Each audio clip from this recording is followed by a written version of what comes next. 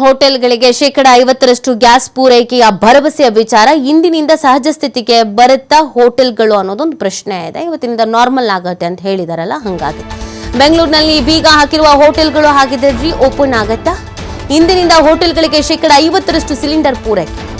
ವಾಣಿಜ್ಯ ಬಳಕೆ ಸಿಲಿಂಡರ್ ಸಿಗದೆ ಸಂಕಷ್ಟಕ್ಕೆ ಸಿಲುಕಿದ್ವು ಹೋಟೆಲ್ಗಳು.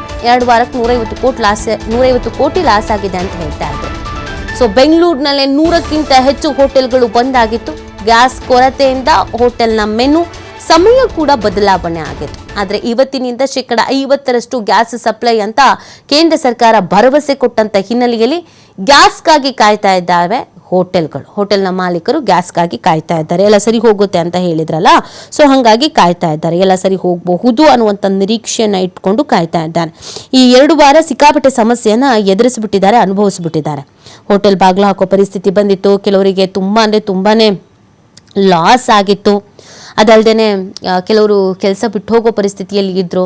ಯಾಕಂದರೆ ಬಾಡಿಗೆ ಕಟ್ಟಬೇಕು, ಕೂಲಿ ಕೊಡಬೇಕು, ಯಾವುದು ಆಗಲ್ಲ ಅಂತ ಕಾಣಿಸುತ್ತೆ. ಇನ್ನು ಎಷ್ಟು ದಿನ ಇದನ್ನ ಮುಂದುವರಿಸ್ತಾರೋ, ಏನು ಕತೆಗೋ ಅಂತ. ರಜೆ ಕೊಟ್ಟು ಊರಿಗೆ ಕಳಿಸ್ತವ್ರು ವಾಪಸ್ ಬರ್ತಾರೆ ಇಲ್ವಾ ಅನ್ನುವಂಥ ಟೆನ್ಷನ್ ಬೇರೆ ಹೋಟೆಲ್ ಅವರಿಗೆ. ಇದೆಲ್ಲದ್ರ ಮಧ್ಯದಲ್ಲಿ ಇವತ್ತೊಂದು ಭರವಸೆ, ಇವತ್ತಿನಿಂದ ಎಲ್ಲ ಸರಿ ಹೋಗುತ್ತೆ ಅಂತ. ಕೆಲವು ಹೋಟೆಲ್ಗಳು ಬಂದೇ ಆಗಿಬಿಟ್ಟಿತ್ತು. ಇನ್ನು ಕೆಲವು ಹೋಟೆಲ್ಗಳು ಸ್ಮಾರ್ಟಾಗಿ ಮೆನು ಚೇಂಜ್ ಮಾಡ್ಕೊಂಡಿದ್ರು. ಈ ಗ್ಯಾಸ್ ಜಾಸ್ತಿ ಬಳಕೆ ಮಾಡಿಕೊಂಡು ಜಾಸ್ತಿ ಕ್ವಾಂಟಿಟಿ ಇರೋ ಥರದ್ದೆಲ್ಲ ಕೊಡ್ತಾ ಇರಲಿಲ್ಲ, ಮೆನುನೇ ಚೇಂಜ್ ಮಾಡ್ಕೊಂಡು ಬಿಟ್ಟಿದ್ರು. ಸೊ ಹಾಗಾಗಿ ಇವತ್ತಿನಿಂದ ಎಲ್ಲ ನಾರ್ಮಲ್ ಆಗುತ್ತೆ ಅಂತ ಒಂದು ಭರವಸೆ ಇಟ್ಕೊಂಡು ಕಾಯ್ತಾ ಇದ್ದಾರೆ. ನೋಡಬೇಕಾಗತ್ತೆ ಭರವಸೆ ಈಡೇರುತ್ತಾ ಅಥವಾ ಏನಾಗುತ್ತೆ, ಏನು ಎತ್ತ ಅಂತ. ಸೊ ನೋಡಿ, ಗ್ಯಾಸ್ ಸಮಸ್ಯೆಯಿಂದ ಎಷ್ಟೆಲ್ಲ ಸಮಸ್ಯೆ ಆಗಿತ್ತು ಅಂತ. ಈಗ ಹೋಟೆಲ್ ಮಾಲೀಕರ ಸಂಘದ ಅನೇಕರು ಮಾತಾಡಿದರು. ಕೇವಲ ನಮ್ಮ ರಾಜ್ಯಕ್ಕೆ ಮಾತ್ರ ಸಮಸ್ಯೆ ಆಗ್ತಾಯಿದೆ, ಅಕ್ಕಪಕ್ಕದ ರಾಜ್ಯದಲ್ಲಿ ಸಮಸ್ಯೆ ಆಗ್ತಾಯಿಲ್ಲ, ನಮಗೆ ಮಾತ್ರ ಗ್ಯಾಸ್ ಪೂರೈಕೆ ಆಗ್ತಾಯಿಲ್ಲ, ಕೋರ್ಟ್ ಮೆಟ್ಟಿಲೇರಿದ್ವಿ, ಆಮೇಲೆ ಕೇಂದ್ರದವ್ರು ಇದೊಂದು ಅನೌನ್ಸ್ಮೆಂಟ್ ಮಾಡಿದ್ದು ಅಂತ. ಇದರಲ್ಲೂ ರಾಜಕಾರಣನ ಗೊತ್ತಿಲ್ಲ, ಈ ಥರದೊಂದು ಆರೋಪ ಬೇರೆ ಮಾಡ್ತಾ ಇದ್ದಾರೆ. ಸೊ ಇದ್ರ ಮಧ್ಯದಲ್ಲಿ ಕೊಡ್ತೀವಿ ಗ್ಯಾಸು ಅಂತ ಭರವಸೆ ಕೊಟ್ಟಿದ್ದಾರೆ ಅಲ್ವಾ. ಹಾಗಾಗಿ ಆ ಭರವಸೆಯ ಆಧಾರದ ಮೇಲೆ ಇವತ್ತೆಲ್ಲ ಕಾಯ್ತಾ ಇದ್ದಾರೆ ಹೋಟೆಲ್ ಮಾಲೀಕರು. ಲಾಸ್ ಆಗಿರುತ್ತೆ, ಒಂದಿನ ಕ್ಲೋಸ್ ಮಾಡಿದ್ರೇ ಆ ಹೋಟೆಲ್ಗಳಿಗೆ ಎಷ್ಟು ಲಾಸ್ ಆಗಿರುತ್ತೆ ಹೇಳಿ. ಅಂಥದ್ರಲ್ಲಿ 1 ವಾರ ಕ್ಲೋಸ್ ಮಾಡು, 2 ವಾರ ಕ್ಲೋಸ್ ಮಾಡು ಅಂತಂದಾಗ ಸಹಜವಾಗಿ ನಷ್ಟ ಅಲ್ವಾ ಅದು. ಆರ್ಥಿಕವಾಗಿ ಸಾಕಷ್ಟು ಹೊಡೆತ ಬಿದ್ದು ಬಿಡುತ್ತೆ. ನೋಡಿ, ಕೋವಿಡ್ ಸಂದರ್ಭದಲ್ಲಿ ಎಷ್ಟೋ ಜನ ಮನೆ ಮಾಟ ಮಾರ್ಕೊಂಡು ಹೋಗ್ಬಿಟ್ರು. ಕಾರಣ ಏನು ಅಂತಂದರೆ ಹಿಂಗೇನೆ, ಬಾಡಿಗೆ ಕಟ್ಟಬೇಕು. 1 ತಿಂಗಳು ಬಾಡಿಗೆ ಉಳಿತು ಅಂತಂದ್ರೂ ಅದನ್ನು ಹಿಂಗೆ ಬ್ಯಾಲೆನ್ಸ್ ಮಾಡ್ಕೊಂಡು ಹೋಗೋದು. ಬೇರೆ ಬೇರೆ ಕಮಿಟ್ಮೆಂಟ್ಗಳನ್ನು ಮಾಡ್ಕೊಂಡಿರ್ತಾರೆ. ಆನೆ ಭಾರ ಆನೆಗೆ, ಇರುವೆ ಭಾರ ಇರುವೆಗೆ. ಸೊ ಹೀಗಿರ್ಬೇಕಾದ್ರೆ ಕ್ಲೋಸೇ ಮಾಡಿಬಿಡೋದು ಅಂತಂದರೆ ಅದು ಎಷ್ಟು ಮಟ್ಟಿಗೆ ಅವ್ರಿಗೆ ಸಮಸ್ಯೆ ಆಗಿತ್ತು ಹೇಳಿ. ಇವತ್ತೆಲ್ಲ ಸರಿ ಹೋಗುತ್ತೆ ಅಂತ ಹೇಳಿರೋದ್ರಿಂದ ಕಾಯ್ತಾ ಇದ್ದಾರೆ. ಇವತ್ತು ಸಂಜೆ ಒಳಗೆ ಒಂದು ಕಂಪ್ಲೀಟ್ ಚಿತ್ರಣ ಅನ್ನೋದು ಗೊತ್ತಾಗತ್ತೆ. ಸರಿ ಹೋಗಿದೆಯೋ, ಭರವಸೆಯೋ, ಕೇವಲ ಭರವಸೆಯಾಗೆ ಉಳಿದಿದೆಯೋ ಅಥವಾ ಅದಕ್ಕೆ ವ್ಯವಸ್ಥೆಗಳಾಗಿದೆಯಾ ಅಂತ ಮಾಹಿತಿ ನೀಡ್ತಾರೆ ನಮ್ಮ ಪ್ರತಿನಿಧಿ ಕೃಷ್ಣ. ಇವತ್ತಿನಿಂದ ಎಲ್ಲ ಸರಿ ಹೋಗುತ್ತೆ ಅಂತ ಭರವಸೆ ಕೊಟ್ಟಿದ್ರು. ಸೊ ಸರಿ ಹೋಗುವಂತ ಸಾಧ್ಯತೆಗಳು ಎಷ್ಟರ ಮಟ್ಟಿಗಿದೆ?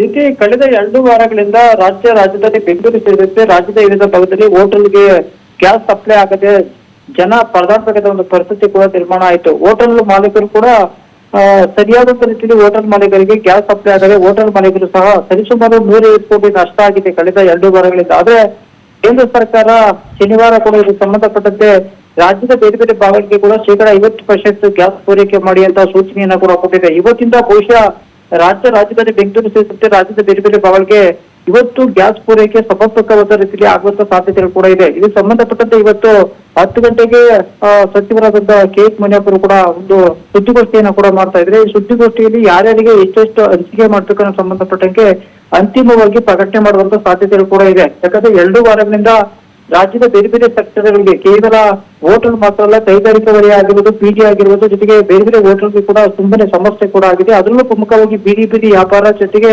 ಬೇರೆ ಬೇರೆ ಭಾಗದಲ್ಲಿ ಹೋಟೆಲ್ ಸಣ್ಣ ಹೋಟೆಲ್ ಇದೆ, ಅವೆಲ್ಲವೂ ಕೂಡ ಮುಚ್ಚೋ ಪರಿಸ್ಥಿತಿ ಕೂಡ ಬಂದಿದೆ. ಆದ್ರೆ ಬೆಂಗಳೂರಂತ ಮಹಾನಗರದಲ್ಲಿ 100ಕ್ಕೂ ಹೆಚ್ಚು ಹೋಟೆಲ್ಗೂ ಮುಚ್ಚುವಂತ ಏನಾಯ ಪರಿಸ್ಥಿತಿ ಕೂಡ ನಿರ್ಮಾಣ ಆಗಿದೆ. ಹೀಗಾಗಿ ಸರ್ಕಾರ ಇವತ್ತು ಎಷ್ಟರ ಮಟ್ಟಿಗೆ ಗ್ಯಾಸಗಳನ್ನ ಪೂರೈಕೆ ಮಾಡುತ್ತೆ ಅಂತ ಕಾದು ನೋಡ್ಬೇಕಾಗಿದೆ. ಯಾಕಂದ್ರೆ ಕೇಂದ್ರ ಸರ್ಕಾರ ಈಗಲೇ ಎಲ್ಲಾ ರಾಜ್ಯಗಳಿಗೆ ಶೇಕಡ 50% ಪೂರೈಕೆ ಮಾಡಿ ಅಂತ ಕೇಂದ್ರ ಸರ್ಕಾರವೇ ಆಯಾ ರಾಜ್ಯಕ್ಕೆ ಸೂಚನೆ ಕೊಟ್ಟಿರೋ ಕಾರಣವಾಗಿ ಈಗ ರಾಜ್ಯ ಸರ್ಕಾರಗಳ ಹೊಣೆಗಾರಿಕೆ ಕೂಡ ಇದೆ. ಯಾಕಂದ್ರೆ ರಾಜ್ಯದ ಬೇರೆ ಬೇರೆ ಭಾಗದಲ್ಲಿ ಸಾಕಷ್ಟು ಸಮಸ್ಯೆ ಗ್ಯಾಸ್ ಸಿಗದೆ ಸಾಕಷ್ಟು ಸಮಸ್ಯೆಗಳನ್ನ ಅನುಭವಿಸಬೇಕಾದ ಒಂದು ಪರಿಸ್ಥಿತಿ ಕೂಡ ನಿರ್ಮಾಣ ಆಗಿದೆ. ಕಳೆದ 2 ವಾರಗಳಿಂದ ಸರ್ಕಾರ ಕೂಡ ಆಯಾ ವಲಯಕ್ಕೆ ಸಹಕರಿಸಿ ಮನವಿಯನ್ನ ಕೂಡ ಮಾಡಿದ್ದಾರೆ. ಹೀಗಾಗಿ ಇದಕ್ಕೆ ಸಂಬಂಧಪಟ್ಟಂತೆ ಈಗಾಗಲೇ ಹೋಟೆಲ್ ಅಸೋಸಿಯೇಷನ್ ಜೊತೆಗೆ ಬೇರೆ ಬೇರೆ PG ಮಾಲೀಕರು ಸಹ ಕೇಂದ್ರ ಸರ್ಕಾರಕ್ಕೆ ಮನವಿಯನ್ನ ಕೂಡ ಮಾಡಿದ್ರು.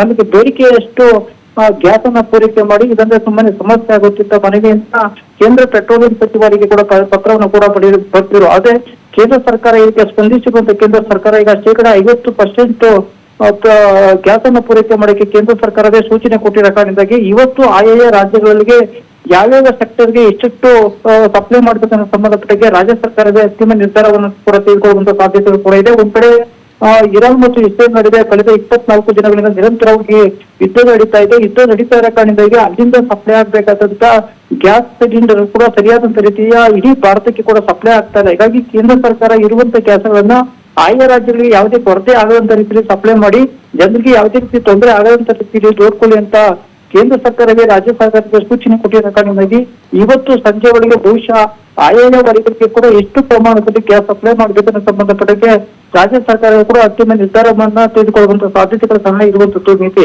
ಓಕೆ, ಥ್ಯಾಂಕ್ ಯು ಕೃಷ್ಣ ತಮ್ಮ ಡೀಟೇಲ್ಸ್ಗೆ.